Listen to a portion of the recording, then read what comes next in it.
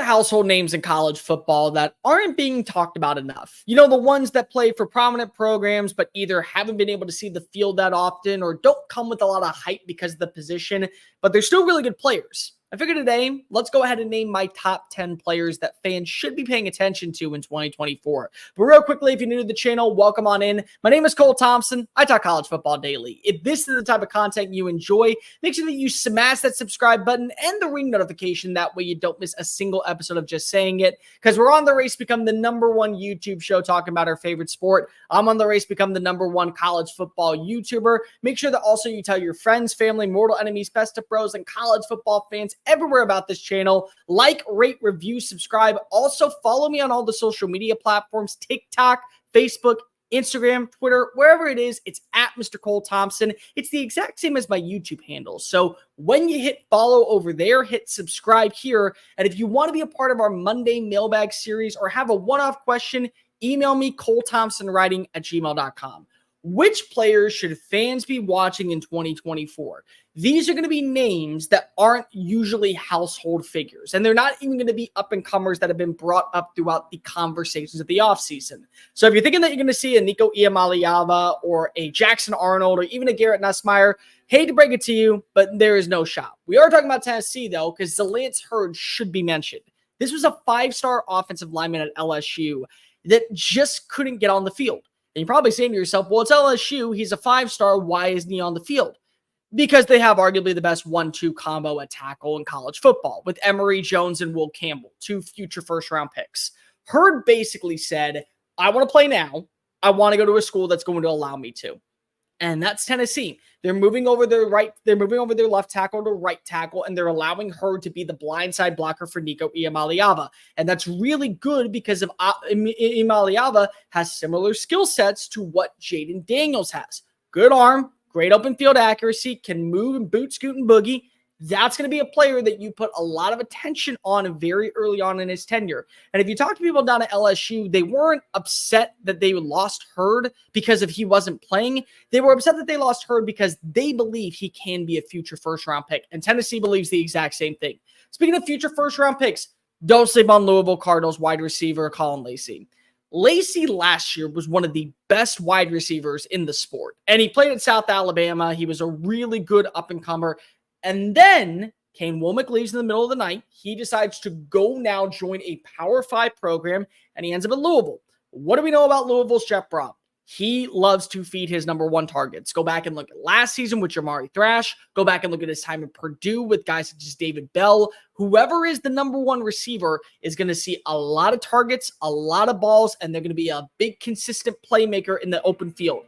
That's what you get with Caullin Lacy, who already last season was top 5 in forcing missed tackles in the open field. On top of that, he also was incredible as a route runner. He's physical. He is not afraid to go ahead and lower the shoulder to go ahead and get those extra yards. He is a name that you should know because we all know that Jeff Brom is going to be force-feeding him the football.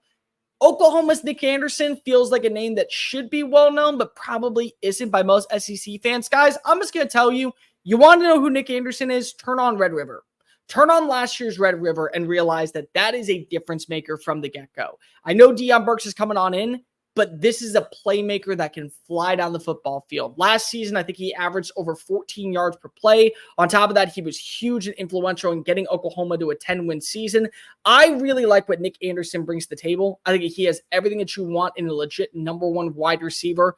Yeah, he averaged 21 yards, and also that was his freshman season. So he's only going to be building more. And the reason why I do have a little bit more hope for him over other players is because he's gotten to work with Jackson Arnold, and Arnold is going to have that trust factor. Anderson may not be the legit #1 receiver, but he certainly is going to be a high-profile #2.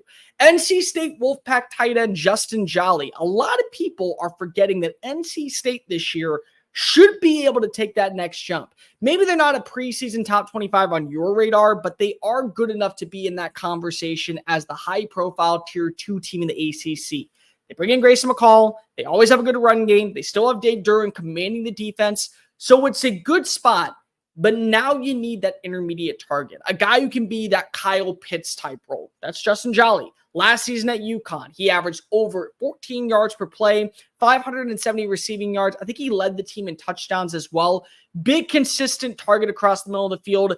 Doesn't emulate everything that you want in a tight end, but does have everything that you want in a wide receiver. Sometimes those big body tight ends are in terrible matchups for anybody out there. And so that's what you kind of are getting with the guys such as Justin Jolly. He should come on in, be an immediate plug-and-play addition to this offensive personnel, and probably is going to be Grayson McCall's number one weapon by the season's end.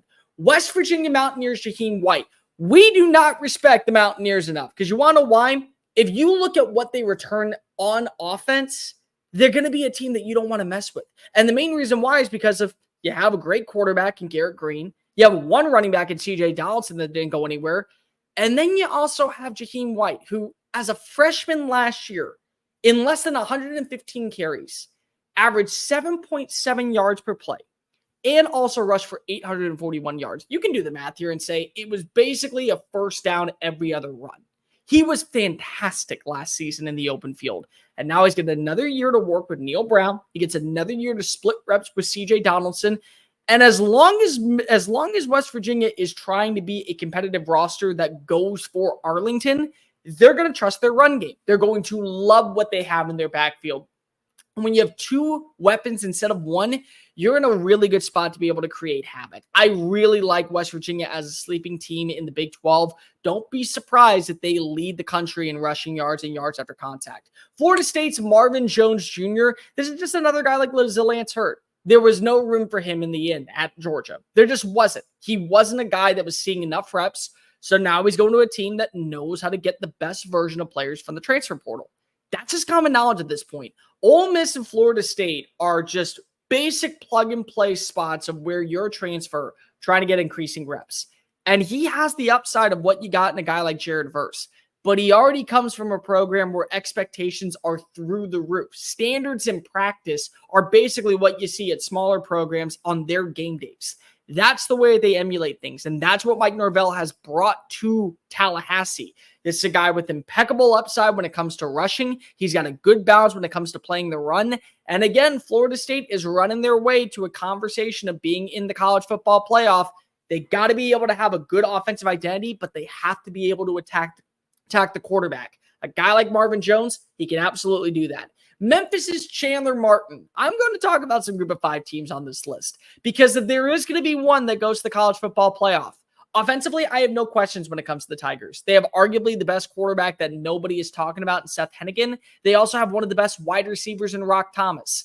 But Chandler Martin is a plug-and-play addition for this defense. Last season was one of the best tacklers at the group of 5 level, one of the best tacklers in football. Not to mention, he's also getting a pairing with Elijah Herring coming on over from Tennessee. That's a tandem that can do a lot of damage in the open field and cause a lot of teams to go 3 and out. You get the ball right back to your offense. You can score a lot of points.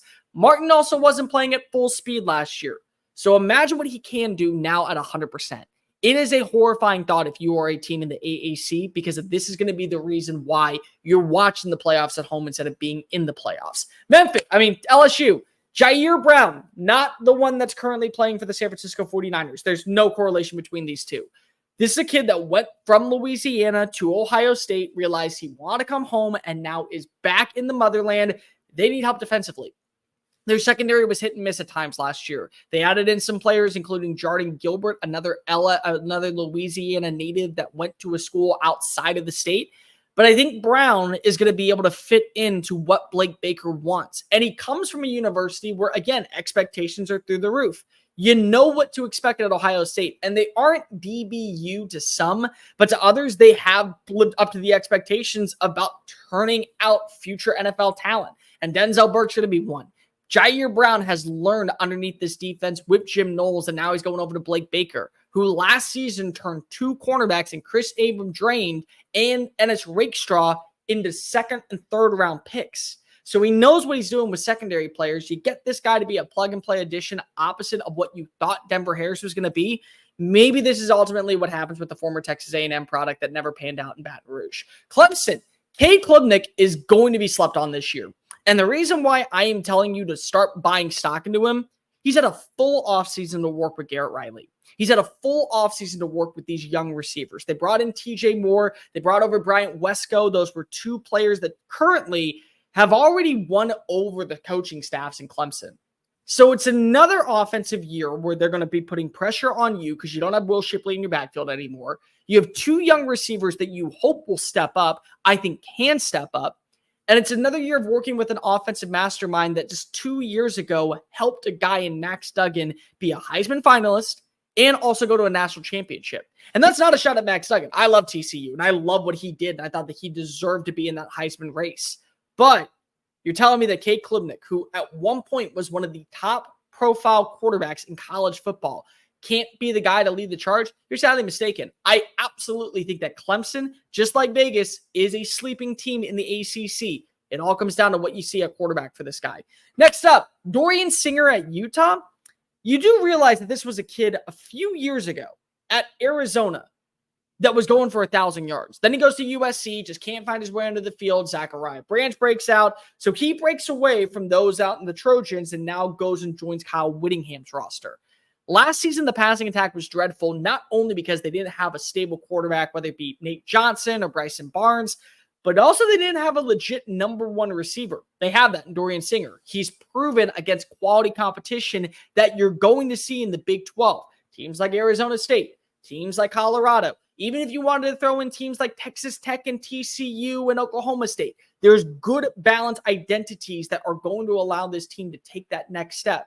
So I think that you got to buy a little bit of stock in Dorian Singer. He's a really good up-and-coming player that if you go ahead and give him some time, I think that honestly, get him with Cam Rising, you're in a pretty good spot. Lastly, Texas Tech Red Raiders, Jalen Conyers. This is going to be a name that I think ends up being that breakout star. If I'm going to put all my chips in the pile for one player, it's this one right here. Conyers last year, and I spelled his name wrong, my apologies. I'll fix it later. Conyers last season, 12.1 yards per catch, 362 yards. He's 6'4". He's 270 pounds. He worked his way up the ladder, got to Arizona State, and eventually became one of the fixtures for this offense. He was a guy that just never found his footing, I think, during his tenure underneath Kenny Dillingham. But you got to remember when Herm Edwards was there. He had 11.1 yards per play and 5 touchdowns. Well, now you're bringing him into an offense that caters towards his tight ends and one that is going to utilize a guy like Baron Morton to trust the intermediate part of the field. And Joey McGuire knows Texas talent.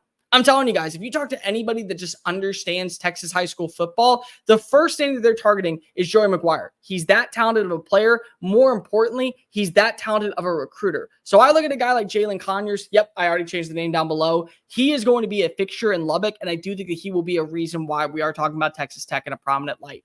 Those are my top 10 players that you should be paying attention to in 2024. Let me know in the comments section. Who did I miss? Who should I talk about? Make sure that also you tell your friends, family, mortal enemies, best of bros, and college football fans everywhere about the channel because we're on the race to become the #1 YouTube show talking about our favorite sport. And I'm on the race to become the #1 YouTuber talking about college football. Make sure that also you go ahead and subscribe to the channel. Follow me on all the social media platforms, TikTok, Facebook, Instagram, Twitter. And make sure to keep up with all of our content. Email me, ColeThompsonWriting@gmail.com to be a part of the Mailbag Monday. And make sure that also you're sliding in the DMs, messaging me, let me know what's going on. I'm Cole Thompson. Until next time, folks, later.